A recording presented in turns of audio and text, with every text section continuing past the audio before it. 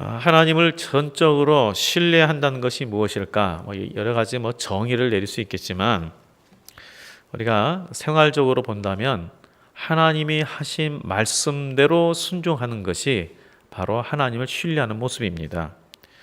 그래서 순종을 통해서 저 사람이 정말 믿음이 정말 어떤 것인가는 순종을 통해서 알 수가 있는 것 같아요. 우리가 참 하나님의 말씀 다 전적으로 다 순종을 못해도 그래도 하나님 말씀을 순종하려고 노력하는 부분을 통해서 저 사람이 참 믿음이 있구나, 이걸 우리가 알 수 있지 않겠습니까?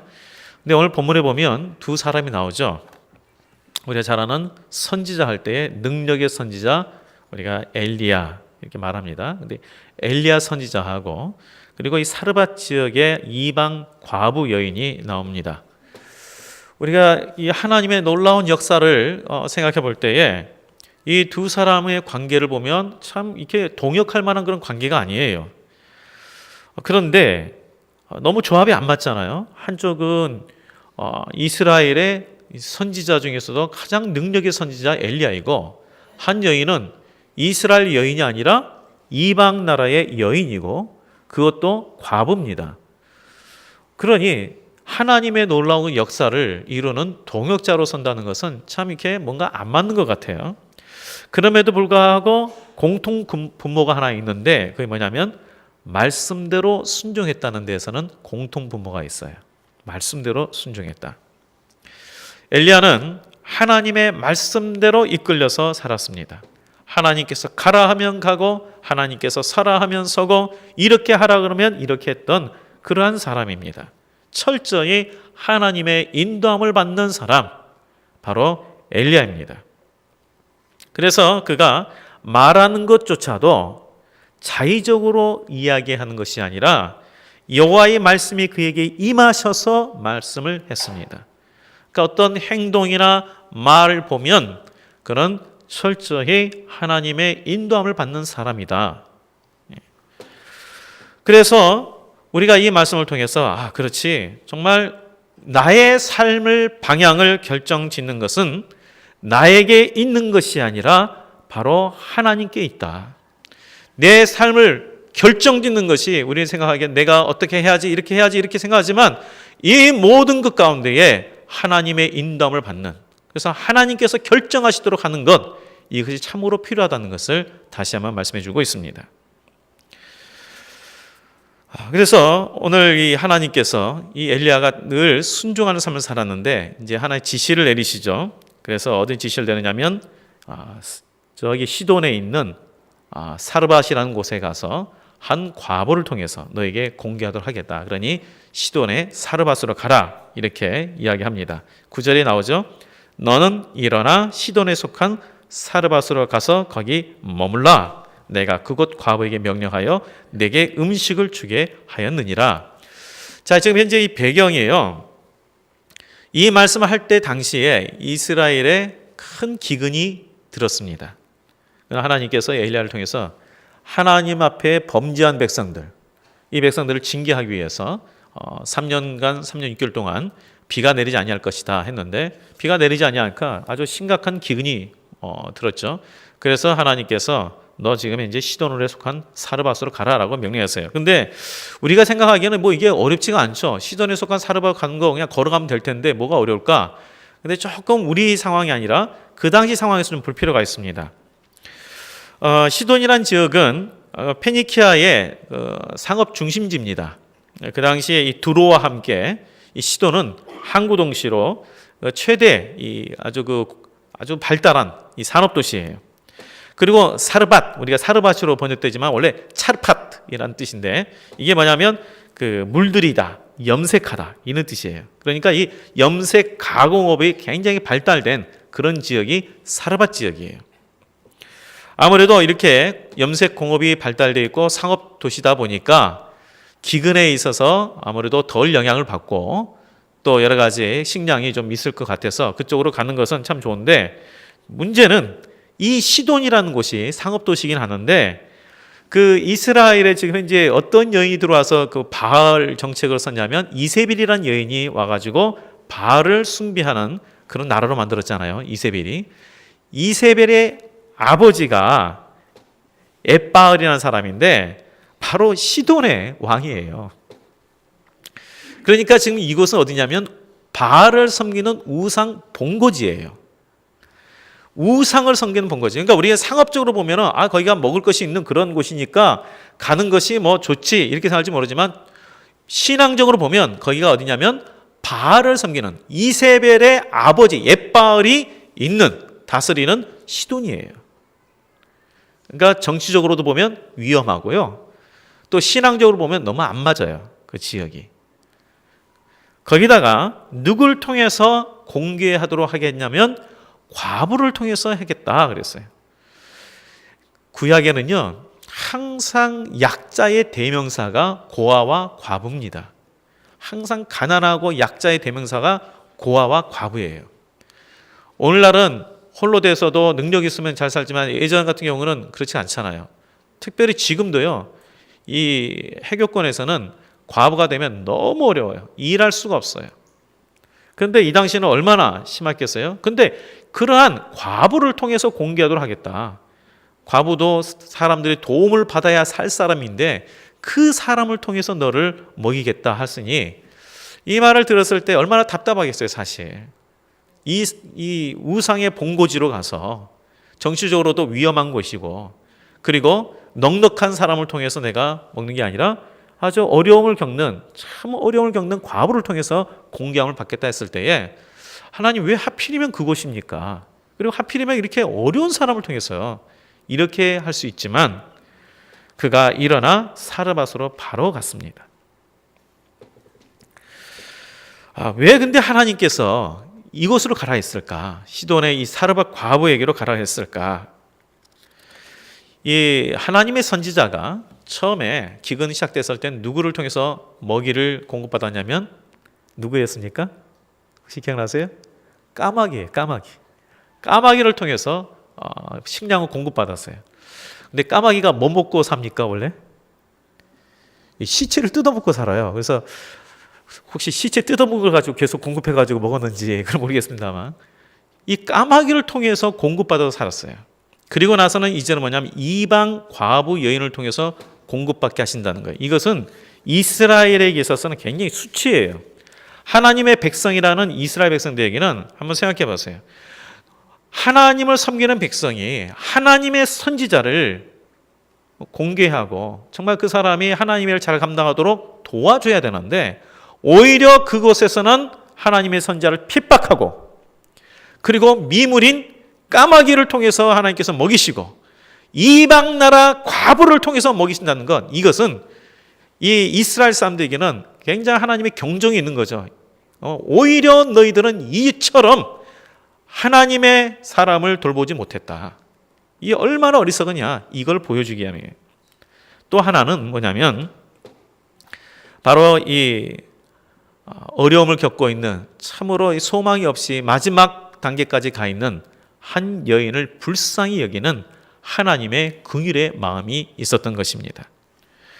자, 엘리야가 말씀에 순종하여 사르밧으로 가서 성문에 이를 때에 어떤 광경이 있었습니까? 한 과부가 나뭇가지를 줍는 것을 보았습니다. 자, 이 여인이 나뭇가지를 거리에서 줍는 것을 보면서 딱 느껴지는 게 뭡니까? 정말 어려운 여인이구나. 만약에 조금이라도 돈이 있는 사람이면 시장 가서 나뭇가지를 샀겠죠? 나무단을 샀겠죠? 그런데 그런 돈도 없으니까 뭔가 나뭇가지라도 땔감이 되는 나뭇가지라도 뭔가 주스려고 막 다니는 거예요, 지금. 그래서 굉장히 지금 어려운 상황인 걸 아는데 이 여인을 보면서 엘리야가 뭘 느끼냐면 하나님께서 말씀하신 이 여인이구나라는 것을 영감이 있어서 바로 깨달아요. 그리고 나서 이 여인에게 질문을 하는데 그게 뭐였습니까? 먹을 것을 가져오라는 거죠. 자, 11절에 보니까 이렇게 이야기합니다. 그가 가지러 갈 때에 엘리야가 그를 불러 이르되 청하건대 내 손에 떡 한 조각을 내게로 가져오라. 예. 이 여인에게 지금 현재 먹을 것에 대한 부탁을 합니다. 그런데 이 상황이 어떤 상황입니까? 비록 이 팔레스타인 지역보다는 좀 상황이 덜하겠지만 거기도 역시 이러한 그 어려움을 겪는 곳입니다. 그리고 그 과부는 먹을 것이 없어서 뭐라고 이야기하냐면 내가 지금 마지막 이 아들과 함께 마지막 남은 이 한 움큼의 밀가루를 가지고 이제 해먹고는 그 다음엔 죽으리라 그러잖아요. 그러니까 절박한 상황에 이제 마지막 음식이 남았어요. 마지막. 근데 이 음식 먹고 난 죽겠다 하면은 정말 이게 아주 비참한 상황 아닙니까? 그런데 이 엘리야가 그거 가지고 떡 만들어 오라는 거예요. 해도 너무하죠? 마지막 먹을 음식인데. 참 사람이 얼마나 우리가 힘드냐면 지금 현재 나는 못 먹어도 그래도 우리 자녀만큼은 그래도 먹이고 싶은 것이 부모의 심정인데 이거 마지막 남은 이것까지 가져와서 먹을 것을 이게 해오라 했을 때에 도저히 불가능한 그런 상황인데 근데 이제 엘리야가 이렇게 이야기하죠. 엘리야가 하나님께서 이 말씀하신 부분을 통해서 너가 이것이 순종하면은 결코 기름이 없어지지 아니하고 밀가루가 없어지지 아니하리라 이렇게 말을 합니다. 지금 현실을 보면 분명히 하나님께서 이 엘리야에게 과부를 통해서 너를 먹이도록 하겠다라고 분명히 말씀을 주셨어요. 그런데 현실을 보면 어떻습니까? 먹을 것이 다 떨어져 없어요. 자, 여기에서 우리 생각과 하나님의 생각 차이가 있죠. 분명히 하나님께서는 그 여인을 통해서 너를 공개하겠다고 하셨는데 현실은 보면 마지막 음식밖에 없는 그런 상황이에요. 그러면 하나님께서 틀리셨습니까? 아니면 어떻게 된 겁니까? 여기에서 우리의 생각과 하나님의 생각이 다르거든요. 자, 이런 상황이 우리 가운데도 많이 벌어져요. 한번 생각해 보세요. 분명히 하나님께서 내가 이렇게 하면 하나님께서 형통케 하시겠다라고 말씀하셨는데 현실은 너무너무 어려워요. 길이 없어요. 그러면 하나님, 말씀이 뭔가 잘못된 거 아닙니까? 이 여인을 통해서 나를 공개하겠다고 하셨는데 정작 이 여인은 먹을 것이 아무것도 없습니다. 마지막 먹을 음식밖에 없는데 어떻게 됩니까? 하나님 뭔가 잘못된 거 아닙니까? 우리가 이렇게 할 수 있는데 하나님의 생각은 어떻습니까? 그게 아니라 이 여인의 마지막 먹을 이 양식까지 다 비었을 때에 하나님께서 그의 양식이 다함이 없도록 채워주시겠다. 이게 하나님의 방법이었어요. 우리는 보이는 상황과 현실의 영향을 받을 수밖에 없어요. 우리가 보이는 것이 우리 눈으로 보이는 것이 전부니까. 그런데 하나님은요, 무엇에 영향을 받냐면 우리의 간구에 의해서 영향을 받습니다. 그리고 우리의 믿음에 의해서 영향을 받습니다. 이게 하나님께서 행하신 방법이에요.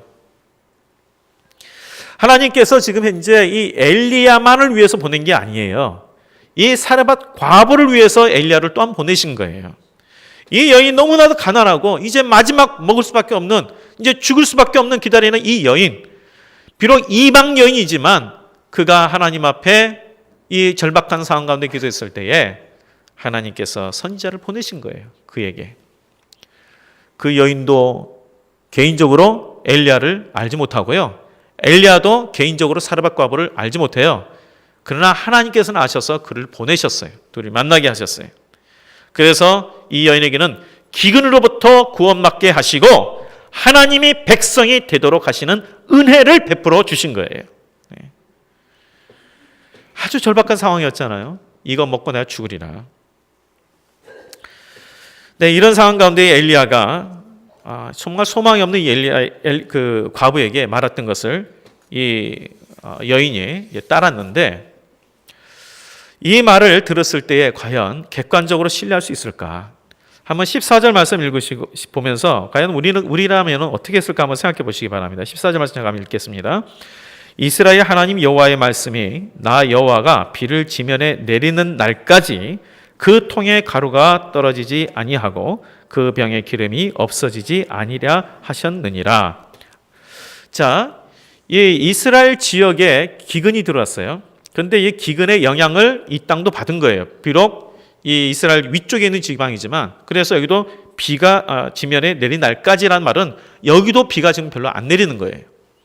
그런데 뭐라 말씀했냐면 이 비가 내린 날까지 이 통에 가루가 떨어지지 아니하고 병의 기름이 없어지지 아니하리라 이 말씀을 들었을 때에 우리 같으면 지금 현재 마지막 음식이에요. 이 말씀을 들을 때 신뢰할 수 있을까 과연? 지금 마지막 이거 이제 떨어지면 아무것도 없는데 하나님께서 너 가지고 있는 그 모든 음식이 결코 떨어지지 않는다. 언제까지? 비가 다시 내릴 때까지, 언제 내릴지 모르지만 비가 다시 내릴 때까지는 결코 이 모든 것이 떨어지지 않겠다. 이런 말씀을 들었을 때에, 그리고 그 처지에서 기근이 심하고 가진 것이 아무것도 없는 그 상황에서 이 말씀을 들었을 때 과연 나는 어떻게 반응했을까? 지금 자식에게 먹일 마지막 음식마저 포기하면서 이 말씀을 신뢰할 수 있을까? 그런데 이 여인이 엘리야의 말을 하나님의 말씀으로 알고 따릅니다. 참 여기에 이 여인의 이 믿음이 놀라워요. 근데 이 믿음의 결단, 이것이 어떻게 해서 가능했을까? 두 가지를 좀 생각하게 되는데요. 먼저는 뭐냐면 말씀을 대언하는 자에 대한 신뢰예요.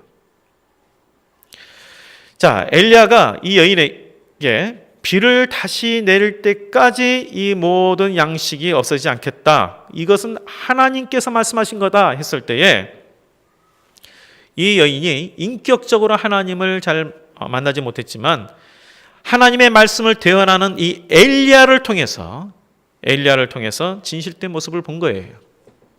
만약에 하나님의 사람이라는 확신이 안 들었다면, 정말 이 하나님의 사람이 진실된 사람이라는 확신이 안 들었다면 과연 그 사람이 아무리 하나님의 말씀이라 이렇게 말해도 과연 들었을까?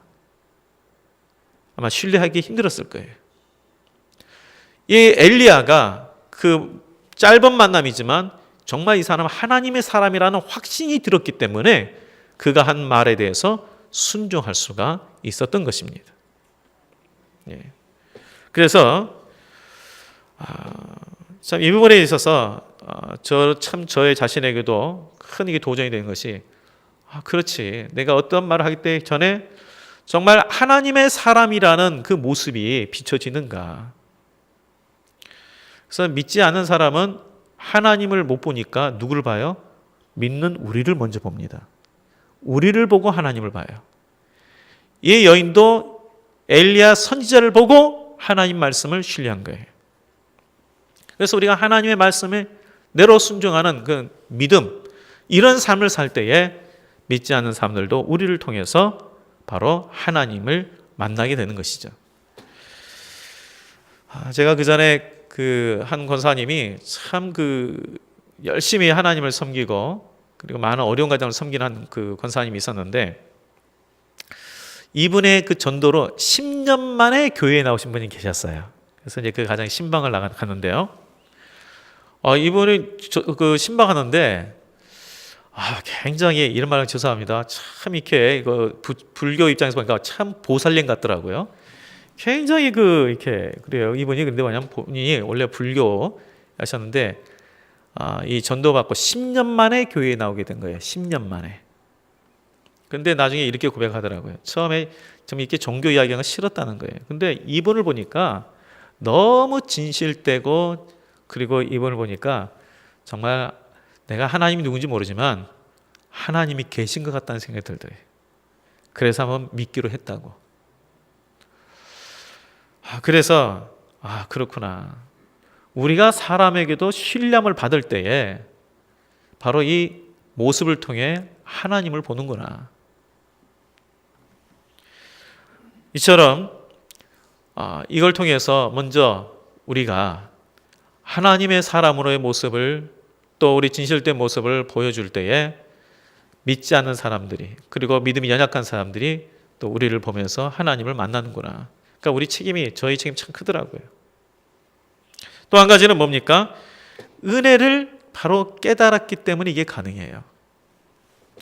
자, 이스라엘의 선지자가 지금 현재 하나님께서 자기를 찾아왔어요. 선지자를 보내서 그 많고 많은 사람들 중에, 이 기근 중에 이스라엘에 많은 사람이 있는데 그 사람에게 찾아가지 아니하고 이방 사람들 중에 나같이 부족한 흰 과부에게 하나님께서 하나님의 선지자를 보냈다는 거예요. 이거를 이 여인이 그냥 어떤 사건을 깨달은 게 아니라 거기에 놀라운 하나님의 은혜로 깨달았어요. 그래서 하나님이 나 같은 자에게 이렇게 하나님의 선지자를 보내셨구나. 이 놀라운 은혜를 깨달으면서 그가 순종하게 됩니다. 그 결과 무엇이 일어났습니까? 우리가 다음까지 다 안 읽었지만 하나님 말씀에 대해서 전적으로 신뢰하고 순종했더니 식구들이 먹어도 통의 가루와 병의 기름이 없어지지 않는 기적이 일어난 거죠. 하나님의 역사가 일어났어요. 여기 식구로 번역되어 있는 단어는 원래 뭐냐면 친척을 포함한 대가족을 말해요. 우리 식구하면 우리 직계 가족만 말하는 게 아니라 친척까지 포함하는 그 대가족을 말하는 겁니다. 이 한 여인이 하나님을 신뢰하고 순종했더니 그 기근 중에 자기의 가족만이 아니라 친척들까지 다 기근 중에 하나님의 보호하심과 도우심을 받는 하나님의 역사가 있게 되었다는 거예요. 네. 그래서 신뢰와 순종이 이렇게 중요합니다.